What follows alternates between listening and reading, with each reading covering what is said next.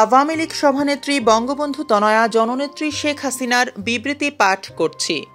চট্টগ্রামে একজন আইনজীবীকে হত্যা করা হয়েছে। এই হত্যার তীব্র প্রতিবাদ জানাচ্ছি। এই হত্যাকাণ্ডের সঙ্গে যারা জড়িত তাদেরকে খুঁজে বের করে দ্রুত শাস্তি দিতে হবে। এই ঘটনার মধ্য দিয়ে চরমভাবে মানবাধিকার লঙ্ঘিত হয়েছে। একজন আইনজীবী তার পেশাগত দায়িত্ব পালন করতে গিয়েছিল, আর তাকে এভাবে যারা পিটিয়ে হত্যা করেছে তারা সন্ত্রাসী। তারা যেই হোক না কেন শাস্তি তাদের পেতেই হবে। অসাংবিধানিকভাবে ক্ষমতা দখলকারী ইউনূস সরকার যদি এই সন্ত্রাসীদের শাস্তি দিতে ব্যর্থ হয়, তাহলে মানবাধিকার লঙ্ঘনের দায়ে তাকেও শাস্তির মুখোমুখি হতে হবে। দেশবাসীর প্রতি আমি আহ্বান জানাচ্ছি, এই ধরনের সন্ত্রাস ও জঙ্গিবাদের বিরুদ্ধে সবাই ঐক্যবদ্ধভাবে রুখে দাঁড়ান। সাধারণ মানুষের জানমালের নিরাপত্তা নিশ্চিত করা জরুরি। বর্তমান ক্ষমতা দখলকারীরা সর্বক্ষেত্রেই ব্যর্থতার পরিচয় দিয়ে চলেছে।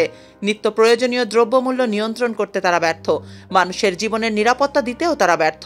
সাধারণ মানুষের উপরে প্রত্যক্ষ ও পরোক্ষভাবে এই সব নির্যাতনের তীব্র প্রতিবাদ জানাই। সনাতন ধর্মাবলম্বী সম্প্রদায়ের একজন শীর্ষ নেতাকে অন্যায়ভাবে গ্রেফতার করা হয়েছে। অবিলম্বে তাকে মুক্তি দিতে হবে। চট্টগ্রামে মন্দির পুড়িয়ে দেয়া হয়েছে। ইতিপূর্বে মসজিদ, মাজার, গির্জা, মঠ এবং আহমাদিয়া সম্প্রদায়ের ঘরবাড়ি আক্রমণ করে ভাঙচুর ও লুটপাট করে আগুনে পুড়িয়ে দেয়া হয়েছে।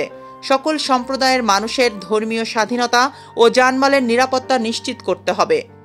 আওয়ামী লীগের অগণিত নেতাকর্মী, ছাত্র জনতা ও আইন শৃঙ্খলা বাহিনীর সদস্যদের হত্যা করার পরে চলছে হামলা, মামলা ও গ্রেফতারের মাধ্যমে হয়রানি। আমি এসব নৈরাজ্যবাদী ক্রিয়াকলাপের তীব্র নিন্দা ও প্রতিবাদ জানাচ্ছি। শেখ হাসিনা।